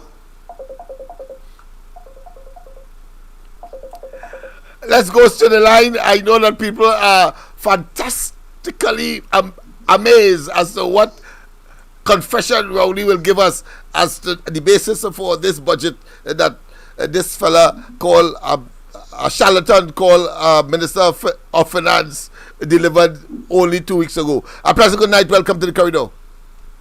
Good night. I mean, our teeth. I want to be generous tonight, but all of that is perfect in terms of that description. Go ahead. The amount of things I could say about you. You know? Yeah. Today I see a man who is a real PLM from in St. Anne's. I see kind of big hole on Frederick Street. You didn't see the video? No, I see it. I said from now. But that moving right around one big hole you have right on the corner Frederick and Queen. Frederick and Queen. Man, let's pull up the right in the middle of the road intersection. Oh shame. The whole car fall in it. Yeah, because they just resurfacing them roads and them, and they going and look for the money from Rowley and them. Nothing they could do good, proper and lasting. Yeah. Yeah. And for local elections, he driving up and down with the BLM jersey on. So he get trapped in his own hole. He dig his own hole and fall in. Yeah. That's exactly what happened. Yes, that's what's going to happen to them. They are too obnoxious and too what I consider to be in a state of permanent denial, and will contribute to the rest of us taking longer, or the country taking longer to exhale from this bunch of opportunistic political parasites. But go ahead, my friend. It's not that Lennox. They know. It's just race, boy. That is what they're going on. But it can be just race. Race. To say just race is significant. It is about detrimenting yourself and your people and your country. Or just they race don't what? Care. But you know it are them who don't care. And that woman says she wanted to go and vote for you, and when she go there she get weak and she push her ex next email, is it? But they want me to come to stop Rowley and them from evicting them from them apartments and so on, though. They didn't care. Yeah. Of course, they didn't care, and they're asking all over where to get employment, not just employment, but of course accommodation, because the place is overcrowded. Yeah. Well, so there's not a matter of don't care. They're wicked. That is what's happening to them. They're wicked. But you gonna be wicked to yourself. Yeah, to themselves, and I accept that. But to say that they didn't care, they care because why you looking for a place? Go on the streets and sleep. Yeah. We're going on the Red House. Yeah, or under the dry river. It have plenty bridges there. People could. First time I saw that was in Venezuela. People squatting below bridges.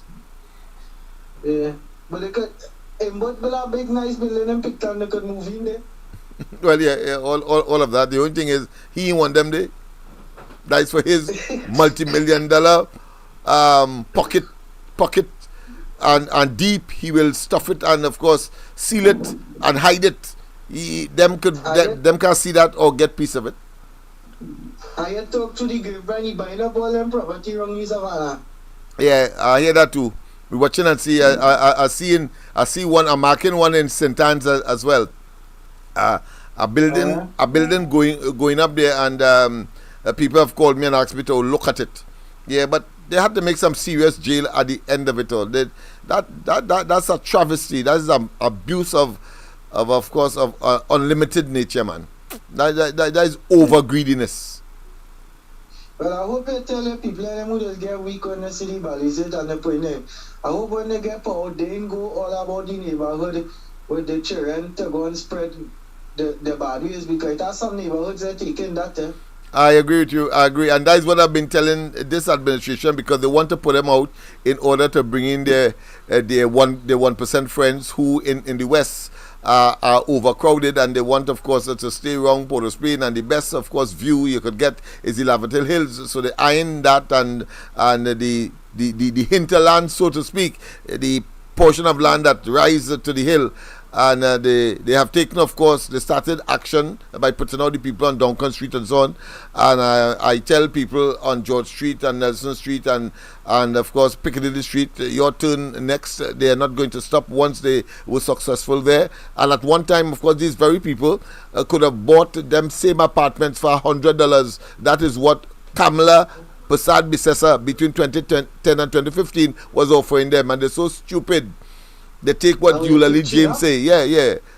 And today they are being, of course, evicted for the gentrification agenda of Rowley and Day. But go ahead, my friend. Nah, I just called to talk to tell you about the fella with the beer. Oh, yeah. I'm not surprised that all of them will fall in their own hole. All right? Thank you very much. Yes, indeed. Yes, indeed. Hello? Yes.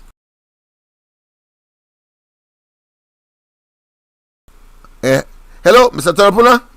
Yes, sir. You tried again? You tried the number? I tried a couple of times and I'm trying to get through, boy. I don't know what's happening there. 337-6940, you know.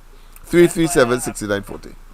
I said, let me try back because I keep trying that WhatsApp. All right, well, try again because we just have a couple more minutes and I want to finish up something. Contribution, please? Hey, yeah, go ahead, quickly, because we just have about 6 minutes. All right, let me see this post, please. I read in yesterday's Express front page. Rowley, with respect to that highway, contract happening, he said the worst rape I have ever seen on TNT. Rowley, this man mad, you know, he's extremely conflicted, you know. The worst rape I have ever seen is a teacher who raped a school girl and has become one of the highest office holders. I'm telling you, and he get on with brinksmanship. He daring you to movement and so on. Just a matter of time. Tomorrow I will talk about the latest development with respect to my pre-action protocol letter. Only to say first and foremost that his lawyer needed him in response as yet. Let him go kind and so on. When he comes back, he'll have something to greet him. Remember, Lennox, as you've been playing all these states and whatnot, they're saying is that show me a liar and I show you a thief. Yes. A thief is a murderer, a rapist, and a killer. That's right. Right, so I mean, Rowley. I conclude that Rowley is all of the above. All of the above. Now, let me just show you something. How this man is a hater, he's a racist and everything. I'll tell you what I say that. In the very same article where the rape thing he talked about, with the contract with the thing, he said a secret meeting he alleged was held at Michelangelo Tower in Johannesburg during the FIFA World Cup of that year. The minister who called himself the HNIC, head N in charge. You know what that means, Lennox? And but in local parlance, I want to say it on the air, right? Okay. But this is how dangerous this man is. Yeah. And hear what he said. We go on and talk about what this highway would do to improve the thing. And we say, why do we enjoy it and whatnot? It will link up and business development and all this kind of thing and what take place and whatnot and thing. This is a vision problem for services and the map. When they say about this highway, it will link the whole country from that South Peninsula. But here we do what we end up saying too. If, because I think it still have a court matter pending on it, Lennox. Yes. And hear what he said. If one day some judge takes a babash and decides to rule in OAS favor. Yeah. I'll bring that tomorrow. You bring that tomorrow? Yeah, bring the whole speech tomorrow along that, and I'll show you how doubly dangerous this man is, and therefore should be in jail as opposed to be in the office of Prime Minister. Right, but let me tell people there's something now. Finally, people will watch my hair straight like wire. Right, Lennox, you know they're going to interpret me as what? As an East Indian, but my father was a Venezuelan. Right. And I will always say this, that the East Indian population, those who align themselves with the PNM and are going back to the days of Kamaluddin, Errol Mahabir, Chief Justice, then Hayat Ali, that's the man who shift around the boundaries when they make him chairman of the Election and Boundaries Commission. Yes. And they will go filthy rich. And David rather say the prime ministers of them time give them permission to march up the place. Then you had under Patrick Manning, you had Lenny State, and you had this next one with the insurance company, I forget the name, all the fellas on them, and then now we have with Keith Rowley, you had the Sinanan, you had the Batch, you have all them. So African people, when all you're talking about Indian people, and they look right now, you have Sukai and them, and it is alleged that there were the people who financed the air condition system for that entire policy house building and them don't join PNM for any improvement of the country or for No, it's opportunists. It's clear and betray their own kind for the almighty dollar. That's all that's about. Yeah. Rohan Sinana did make the statement about the only good Indian you will find is in the PNM. I want to ask them today, all of them, because let me tell you, I say this, I don't care the hell who vexes me. My African people, if police were blasted stupid to swallow all his dotishness, because here why? Rohan Sinana, Kamaluddin Mohammed, Errol Mahabir, Lenny Seif, and all these fellas and so-called but Indians, let me put it straight, who enriched themselves, the generations living it up nice, generation were born, have things put down for them and all of that. Yeah. And you blasted people getting evicted from HDC house, which taxpayers money fund. All you're catching, all your tail, they take away the laptop from all you and all kind of things. And all you want to tell me that PNM will take care of all you.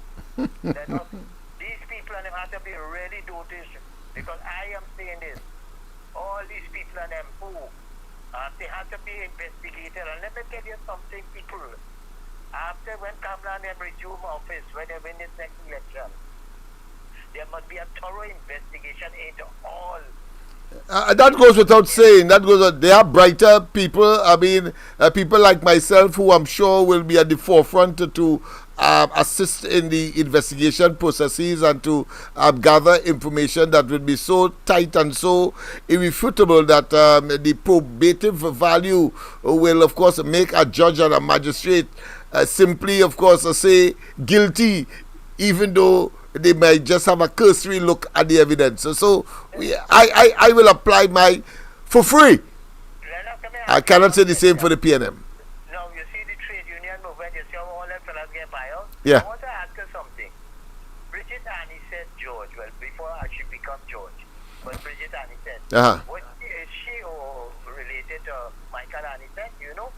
No, I am not. You have not come across that nexus, that connection. Because why I ask you that now? There are so much things happening in Yeah, but it's not. You ought not be surprised. Ought not to be surprised with the PNM. That the kind of clannish, incestuous, as Rowley would like to say, relationship that have evolved and make it the criminal enterprise it is. Yes. I never hear Michael Annie said to anyone. Claim, yeah. But. Oh, okay. Well, we will find out. We'll find out. I think we have a good relationship. We'll just a simple, discreet question will certainly bring out the answer. All right. Well, I have to wind up now. Yes. Okay then. Yes. So that was, of course, Mr. Tanpuna. Again, of course, always with a lot of information. But let's go back to Dr. Rowley's, of course, confession as to where the money came from with respect, of course, to the present budget. That, of course, this government is saying that they build a foundation in order to get this windfall.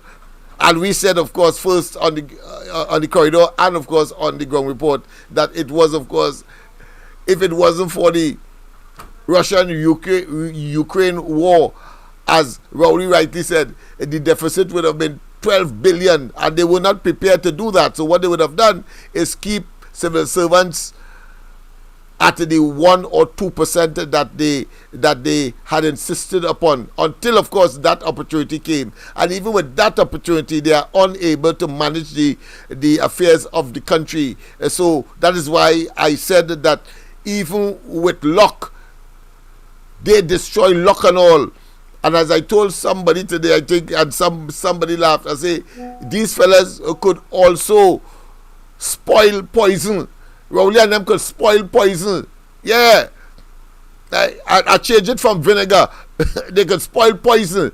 That's because, I mean, it's $8 billion and you cannot do anything to augment and to expand the economy.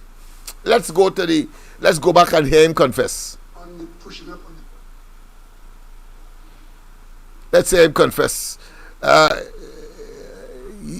He wants to stall a bit, but... Russian supplies have been pushed out of the market as a penalty for the Russian behavior at Ukraine. The war in Ukraine, we have no control over that. It is we who said that we will not go to the IMF. We will stay here in this country and prescribe our own medicine. But let me tell you this, with respect, of course, to that talk about IMF talk, Trinidad and Tobago could have never been qualified to be to be a recipient of IMF assistance. We have, or we had when they came in, no way. The hogwash about running on fumes is a figment of their pernicious, very fertile and prolific imagination. No way Trinidad and Tobago could have been qualified to be receiving benefits from the IMF, to be in an IMF program, simply because we had 10 billion in the heritage. We had, of course, 10 billion in reserves. How the hell? Not like Barbados that had to run because they had 2 weeks. 2 weeks of import. And that's why Mati had to run to the IMF. We didn't have that. It was Kamala Persad-Bissessar, the UNC, who recognized that, and of course they left. Whether another government came into office, the fact is that they were the beneficiary of it. But Rowley and they are so despicable, so dishonest, and so disingenuous that they will not admit. We as a people must say, you damn rapscallion, you did nothing. So no way. Don't incite, and do not for one moment generate anxiety where there would have been no, or ought not to have been any anxiety at all. Wait, tell me about IMF. No way Trinidad and Tobago could have qualified to be in an IMF program. No way with that kind of resource. You feel it's Barbados. It was, of course, ECLAC, the Economic Commission for Latin America, a couple of years ago, that talked about, of course, debt relief for some of the Caribbean countries. ECLAC, Economic Commission for Latin America and the Caribbean. And there were six islands, members of CARICOM, that they identified. None of them which was Trinidad and Tobago. How the hell Trinidad and Tobago could have been qualified at all to be in the IMF? That is hogwash, and Rowley and they attempt, of course, to try to make themselves important by telling you like how they would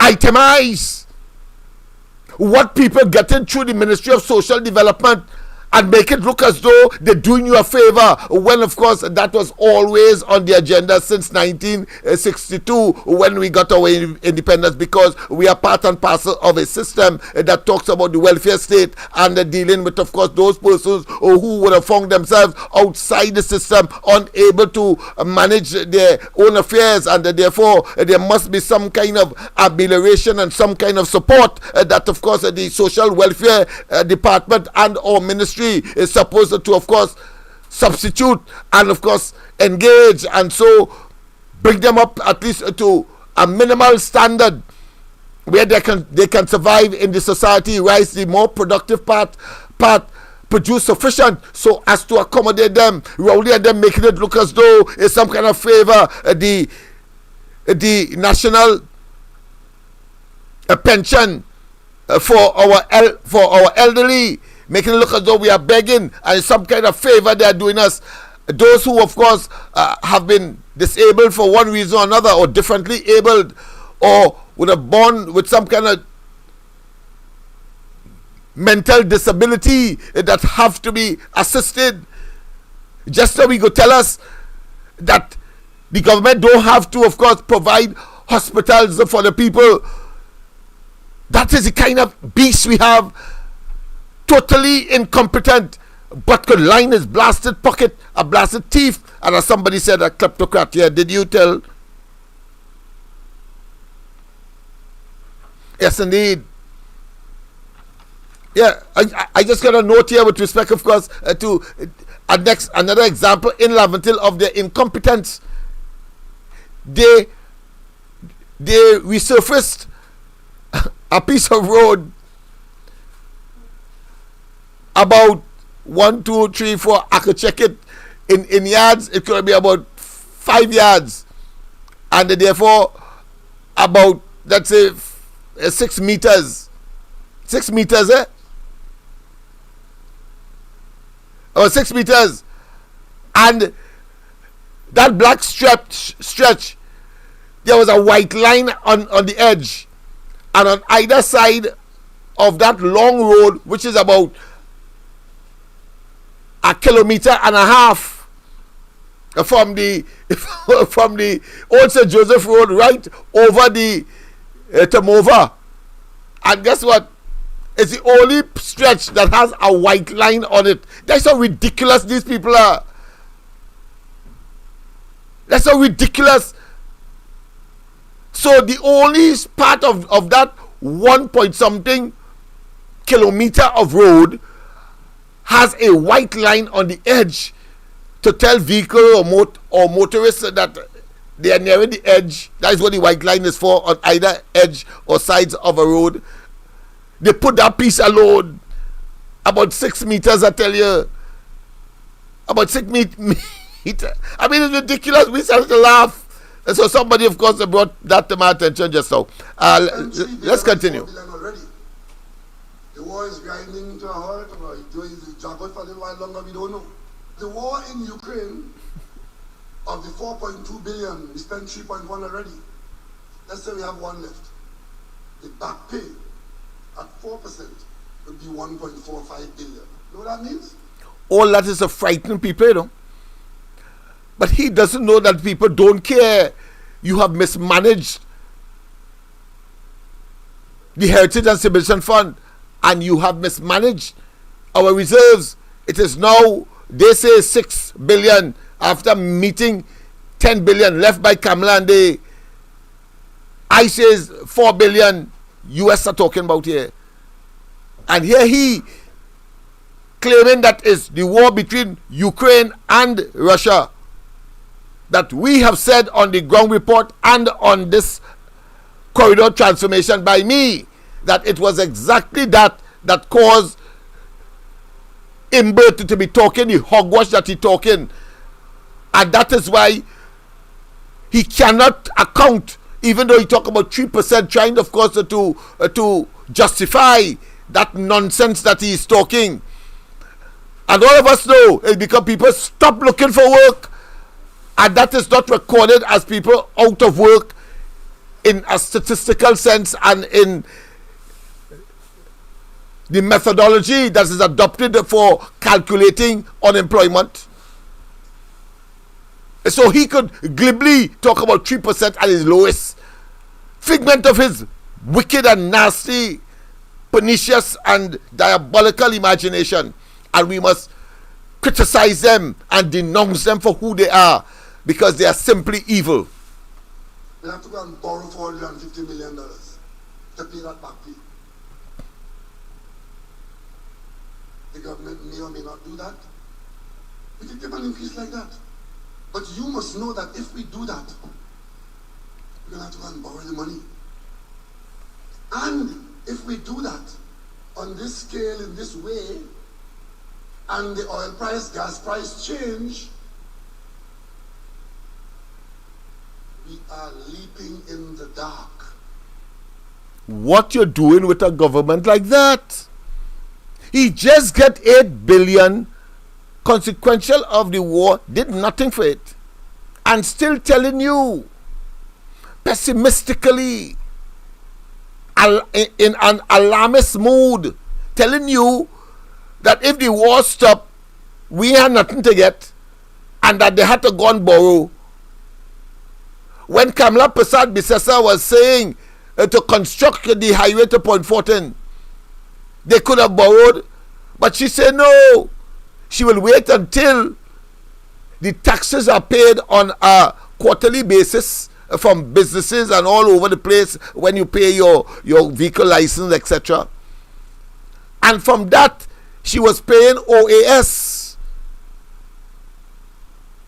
That kind of thinking shows that she is concerned about the burgeoning debt that $7 billion could have done. And mind you, all the talking there, Kamala Prasad Bisesa, they left the debt, having inherited, of course, part of that from Manning and them, but that he only was part of. He will never say that. But it was 44% of debt to GDP. You know, now it's 90 and counting nearly 100%. The man double it. in 8 years, and he's still talking about borrowing and trying, of course, to intimidate all of us by saying or to agree with him that he must not go and borrow again, or if you do borrow, it's a burden. Generated the narrative to explain away their incompetence and impotence and their harsh measures that they have implemented over the last 8 years. I'm gonna leave what Imbert said for tomorrow, and we are going to repeat this one because I think it's important that you understand it is thanks to Ukraine and that they have been able to scuttle lock and all. That is what I mean by that. That is what I mean by that. They scuttle lock and all. They're lucky to get 8 billion and they still can't use it. What the hell we doing with people like that in office? So people, of course, we have come to the end. What's the time now? Is 15 minutes past the hour, 10 o'clock, of course. It was nice doing it for you. Don't forget tomorrow morning, the ground report. Tonight I will pass as well until I get a proper mechanism. I've seen some people here like Fufu. I've seen, of course, Nazma as well, Ali on Facebook. I'm seeing, of course, who again? One or two others that are there, and I'm seeing, of course, on YouTube. I'm seeing Miss Arima. I'm seeing, of course, Valerie. I'm seeing Valerie. I'm seeing Louis Beard, and Nick, and so on and so forth. But as I get familiar with the system, you see tonight, of course, there was an improvement on last night, and we will get there. And when we get there, of course, I will have you all to myself, and vice versa. You will have me all to yourself, and therefore we can have a program where, of course, I recognize all, at least the major, in conclusion, those persons who are physically online, and of course make your calls as well. Don't forget, of course, I know that Mr. Tonopuna got a challenge tonight, but the number is 337-6940, 337-6940, and I want to tell you that it has been a tremendous pleasure in doing it for you. Of course, should we end with, of course, optimism? Should we use, of course, King Austin Progress? Or do you think that, of course, we should do one dedicated to Rowley and Day, and that is to say, to get the hell out of office, because the time has come for you to understand that you are the bane and detrimental to Trinidad and Tobago. Yes, indeed. But I think I better end on an optimistic note. I think we have sufficiently decried, denounced, and disabused whatever notion that Rowley and they would have put into your heads that it was because of them, and suddenly the coffers, the bank, the National Bank, the Central Bank has money. Nothing to do with them. It's an artificial, fictitious, and of course figment of their own image. It's a phantom. That is what that is. A phantom budget, phantom resources, and all of that. You see, don't be surprised when they come back after the money finish and say property tax in your tail, and of course increase, but more viciously I'm talking about, as well as, of course, increase in electricity, water rates, as well as, of course, the introduction of the Revenue Authority, which, of course, will get on something like what they have done with respect to HDC. They have put, of course, a collection mechanism. They had their own vehicle and so on, and they are up and down the place harassing, of course, tenants and, of course, evicting them because they may have friends who may want the apartment and all of that. That is the satanic verses that is now being read out and construed by, of course, this administration. They are simply evil. But let's go to King Austin. We are optimistic people, and we will get rid of them. Evil cannot prevail over good.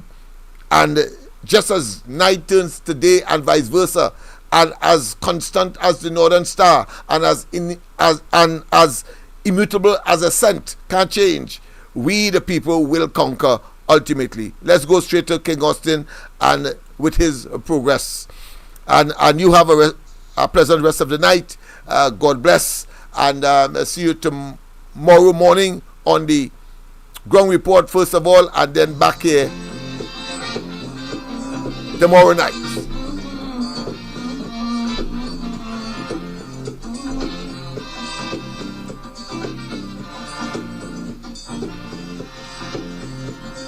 Today, when I look around in the world, what do I see? I see footprints that man have left on the sand while walking through time. I see fruits of our ambitions, figments of our imaginations, and I ask myself, when will it end? When